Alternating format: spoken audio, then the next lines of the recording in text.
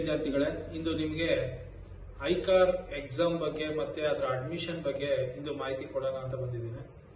ಮೊದಲಿಗೆ ನೀವು ICAR exam ತಗೋಬೇಕು ಅಂದ್ರೆ ಅದಕ್ಕೆ ಒಂದು ಎಕ್ಸಾಮ್ ನಡೀತದೆ, CUET ಅಂತೇಳಿ, ಕಾಮನ್ ಯೂನಿವರ್ಸಿಟಿ ಎಂಟ್ರೆನ್ಸ್ ಟೆಸ್ಟ್ ಅಂತೇಳಿ. ಅದರಲ್ಲಿ ನೀವು ಐಕಾರ್ ಎಕ್ಸಾಮ್ ನ ಸೆಲೆಕ್ಟ್ ಮಾಡ್ಕೋಬೇಕಾಗುತ್ತೆ.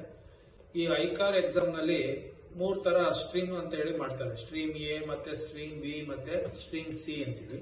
ಆ ಸ್ಟ್ರೀಮ್ ಎ ನಲ್ಲಿ ಏನ್ ಮಾಡ್ತಾರೆ, PCM ಅಂತ ಕೊಡ್ತಾರೆ, ಅಂದ್ರೆ ಫಿಸಿಕ್ಸ್, ಕೆಮಿಸ್ಟ್ರಿ, ಮ್ಯಾಥ್ಸ್. ಅದೇ ಸ್ಟ್ರೀಮ್ ಬಿ ನಲ್ಲಿ ಫಿಸಿಕ್ಸ್, ಕೆಮಿಸ್ಟ್ರಿ, ಬಯಾಲಜಿ, PCB ಅಂತ ಇರುತ್ತೆ. ಇನ್ನೊಂದು ಸ್ಟ್ರೀಮ್ ನಲ್ಲಿ ಫಿಸಿಕ್ಸ್, ಕೆಮಿಸ್ಟ್ರಿ, ಅಗ್ರಿಕಲ್ಚರ್ ಅಂತ ಹೇಳಿ, ಅಂದ್ರೆ ನಮ್ಮ ಸ್ಟೇಟ್ ಅಲ್ಲಿ ಅದಿಲ್ಲ, ಬೇರೆ ಸ್ಟೇಟ್ಗಳಲ್ಲಿ ಈ PCMB ತರದಲ್ಲೇ ಒಂದು PCMA ಅಂತೇಳಿ ಅಗ್ರಿಕಲ್ಚರ್ ಅಂತೇಳಿ ಒಂದು ಕೋರ್ಸ್ ಇದೆ.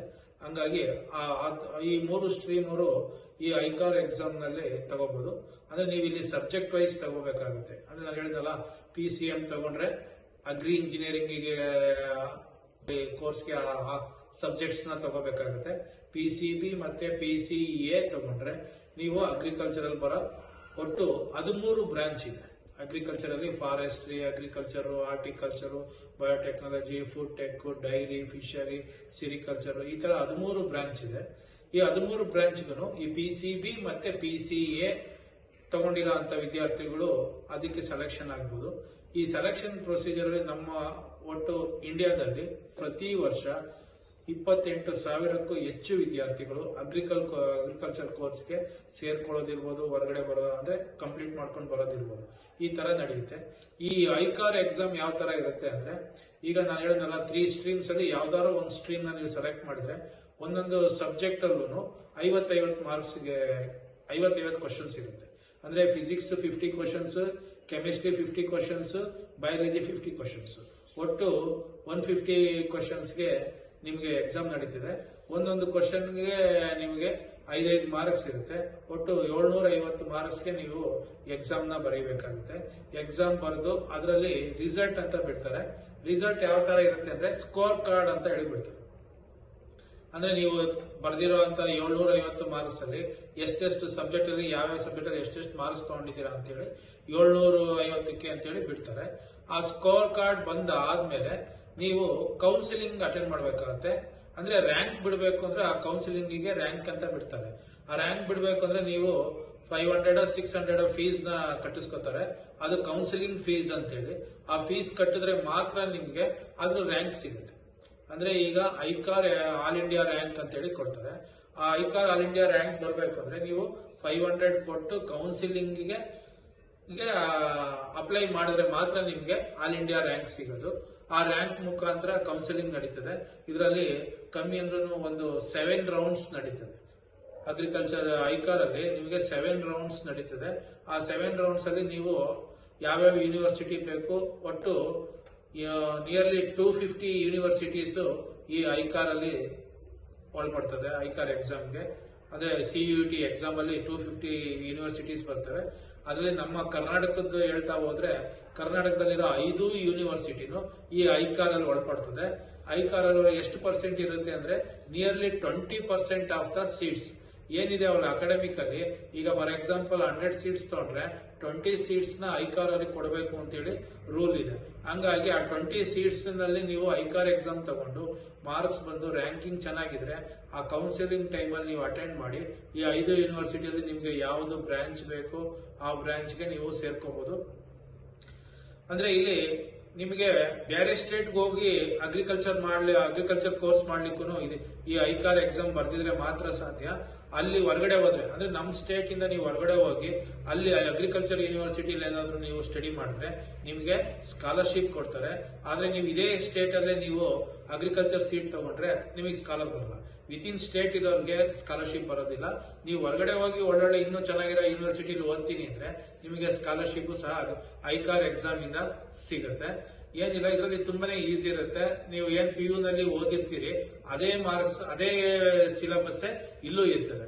ಆದ್ರೆ ಅವರು ಒಂದು ಎಲಿಜಿಬಿಲಿಟಿ ಕ್ರೈಟೀರಿಯಾ ಅಂತ ಮಾಡಿದ್ದಾರೆ. ನೀವು ಯಾವ ಸ್ಟ್ರೀಮ್ ತಗೊಂತೀರಿ ಆ ಸ್ಟ್ರೀಮ್ದು 50% ನೀವು ಮಾರ್ಕ್ಸ್ ಸ್ಕೋರ್ ಮಾಡಿರ್ಬೇಕು PU ನಲ್ಲಿ. ಫಾರ್ ಎಕ್ಸಾಂಪಲ್ ಏನಿದೆ, ಈಗ ನೀವು PCB ತಗೊಂಡ್ರೆ ಫಿಸಿಕ್ಸ್, ಕೆಮಿಸ್ಟ್ರಿ, ಬಯಾಲಜಿದು ಮೋರ್ ದೆನ್ 50% ಮಾರ್ಕ್ಸ್ ಇದ್ರೆ ಮಾತ್ರ ನೀವು ಇದಕ್ಕೆ ಎಲಿಜಿಬಲ್ ಆಗ್ತೀರಿ. ಎಲಿಜಿಬಲ್ ಆಗಿ ನಮ್ಮ ಕರ್ನಾಟಕದ 5 ಯೂನಿವರ್ಸಿಟಿಲು ನಿಮಗೆ ಸೀಟ್ ಸಿಗ್ತವೆ. ಅಂದ್ರೆ ಇದರಲ್ಲಿ ಒಟ್ಟು ಸೀಟ್ ಎಷ್ಟು ಬರ್ತವೆ ಅಂದ್ರೆ, ಆಲ್ ಇಂಡಿಯಾ ಐಕಾರ್ ಸೀಟ್ಸ್ ಎಷ್ಟು ಅಂತ ಯಾರಾದ್ರೂ ಕೇಳಿದ್ರೆ ನೀವು ಹೇಳ್ಬೋದು 5800 ಸಮಥಿಂಗ್ ಇದೆ. ನಿಯರ್ಲಿ 6000 ಸೀಟ್ಸ್ ಈ ಅಗ್ರಿಕಲ್ಚರ್ ಯೂನಿವರ್ಸಿಟಿಗಳಲ್ಲಿ ಈ ಐಕಾರ್ ಎಕ್ಸಾಮ್ ಮುಖಾಂತರ ತಗೊಂತಾರೆ. ಅದರಲ್ಲಿ ನೀವು ನಮ್ಮ ಕರ್ನಾಟಕದಲ್ಲಿ ನಿಯರ್ಲಿ 1000 ಸಮಥಿಂಗ್ ಸೀಟ್ಸ್ ಸಿಗ್ತದೆ. ಫಿಶರಿ ಇರ್ಬೋದು, ಫಾರೆಸ್ಟ್ರಿ, ಎಕ್ಸೆಪ್ಟ್ ವೆಟನರಿ ಬಿಟ್ಟು ಮಿಕ್ಕಿರ ಎಲ್ಲಾ ಫಾರ್ಮ್ ಸೈನ್ಸ್ ಕೋರ್ಸ್ಗಳಿಗೂ ಈ ಐಕಾರ್ ಎಕ್ಸಾಮ್ ಇಂದ ನೀವು ಸೀಟ್ ತಗೋಬಹುದು. ಏನ್ ನಾವು CET ಮುಖಾಂತರ ಹೋಗ್ತೀವಿ ಅದೇ ರೀತಿ ಇದರಲ್ಲೂ ಹೋಗ್ಬೋದು. ನೀವು ಯಾವುದೇ ಕೋರ್ಸಿಗೆ ಫಾರೆಸ್ಟ್ರಿ ಇರ್ಬೋದು, ಫಿಶರಿ ಎಲ್ಲ ಕೋರ್ಸ್ಗೂ ಹೋಗ್ಬೋದು.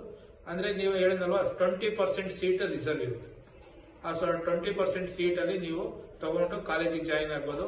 ನೋಡಿ, ಇದೇ ತಿಂಗಳು ಮಾರ್ಚ್ 1ನೇ ತಾರೀಕಿಂದ ಅಪ್ಲಿಕೇಶನ್ ಸ್ಟಾರ್ಟ್ ಆಗಿದೆ. ಮಾರ್ಚ್ 22ಕ್ಕೆ ಕ್ಲೋಸ್ ಆಗ್ತದೆ. ಐಕಾರ್ ಎಕ್ಸಾಮ್ ತಗೋಬೇಕು ಅಂದ್ರೆ ಮಾರ್ಚ್ 22 ಲಾಸ್ಟ್ ಡೇಟ್ ಇದೆ. ಲಾಸ್ಟ್ ಡೇಟ್ ಒಳಗಡೆ ನೀವು ಅಪ್ಲೈ ಮಾಡಿದ್ರೆ ಐಕಾರ್ ಎಕ್ಸಾಮ್ ತಗೋಬಹುದು. ಐಕಾರ್ ಎಕ್ಸಾಮ್ ಅಲ್ಲಿ ನಿಮ್ಗೆ ಹೇಳಿದಲ್ಲ 3 ಸ್ಟ್ರೀಮ್ಸ್ ಅಲ್ಲಿ ನೀವು ಯಾವ ಸ್ಟ್ರೀಮ್ ಬೇಕಂತ ಸೆಲೆಕ್ಟ್ ಮಾಡಿಕೊಂಡು ಅದ್ರ ಮುಖಾಂತರ ನೀವು ಫಾರ್ಮ್ ಸೈನ್ಸ್ ಕೋರ್ಸ್ಗೆ ಜಾಯಿನ್ ಆಗ್ಬೋದು. ತುಂಬಾ ಒಂದು ಒಳ್ಳೆ ಎಕ್ಸಾಮ್ ಇದು. ಆಲ್ ಇಂಡಿಯಾ ಕಾಂಪಿಟೇಷನ್ ಇರುತ್ತೆ. ಅಂದ್ರೆ ಅದರಲ್ಲಿ ನಮಗೆ ಸ್ಟೇಟ್ ಕೋಟಾಗೂ ಇಷ್ಟು ಸೀಟ್ ಅಂತ ಇರುತ್ತೆ. ನಾನು ಈಗ ಏನ್ ಹೇಳಿದ್ರೆ 20% ಸೀಟ್ ಅಂತಂದ್ರೆ ಅದ್ರಲ್ಲಿ ಒಂದು 50% ವಿತಿನ್ ಸ್ಟೇಟ್ ಅವ್ರಿಗೆ ಕೊಡ್ತಾರೆ. ಆ ಸೀಟ್ ಅಲ್ಲಿ ನೀವು ಒಳ್ಳೊಳ್ಳೆ ಕೋರ್ಸಸ್ ತಗೋಬಹುದು. ಇಲ್ಲ ನಾನು ಬೇರೆ ಸ್ಟೇಟ್ಗೆ ಹೋಗಿ ಓದ್ತೀನಿ ಅಂದ್ರೆ ಬೇರೆ ಸ್ಟೇಟ್ ಅಲ್ಲೂ ಒಳ್ಳೊಳ್ಳೆ ಇನ್ನು ಅಗ್ರಿಕಲ್ಚರ್ ಕಾಲೇಜಸ್ ಇದೆ, ಯೂನಿವರ್ಸಿಟಿಗಳು ಇದಾವೆ. ಅಲ್ಲೋಗಿ ಸೇರ್ಕೊಂಡ್ರೆ ನಿಮ್ಗೆ ಐಕಾರ್ ಇಂದ ಸ್ಕಾಲರ್ಶಿಪ್ ಸಿಗುತ್ತೆ.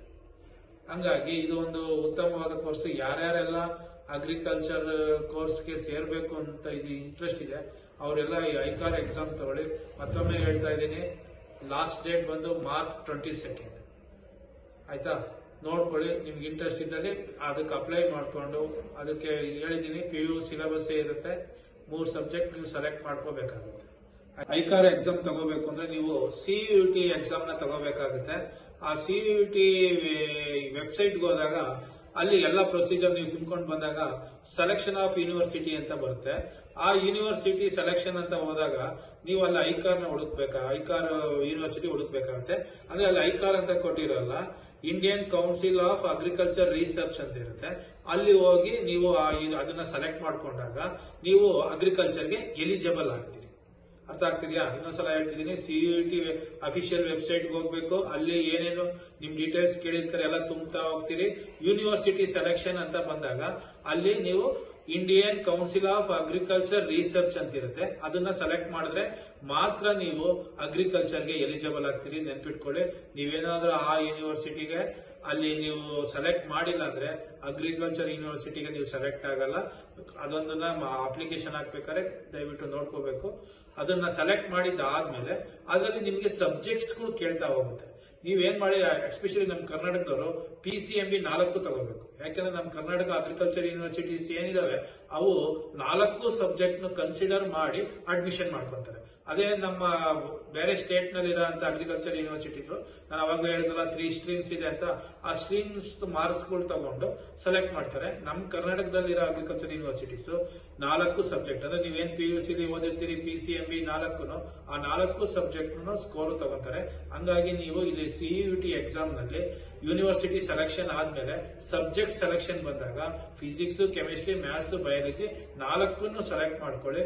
ನಿಮ್ಗೆ ಅಗ್ರಿ ಇಂಜಿನಿಯರಿಂಗ್ ಇರ್ಬೋದು, ಫಾರ್ಮ್ ಸೈನ್ಸ್ ಕೋರ್ಸ್ ಇರ್ಬೋದು, ಎಲ್ಲದಕ್ಕೂ ಈ 4 ಸಬ್ಜೆಕ್ಟ್ ನ ಕರ್ನಾಟಕ ಯೂನಿವರ್ಸಿಟಿಗಳಲ್ಲಿ ತಗೊಂತಾರೆ. ಅಪ್ಲಿಕೇಶನ್ ಹಾಕ್ಬೇಕಾದ್ರೆ ಮರೀದೆ ಈ ವಿಷಯನ ನೀವು ನೆನಪಿಸ್ಕೋಬೇಕು.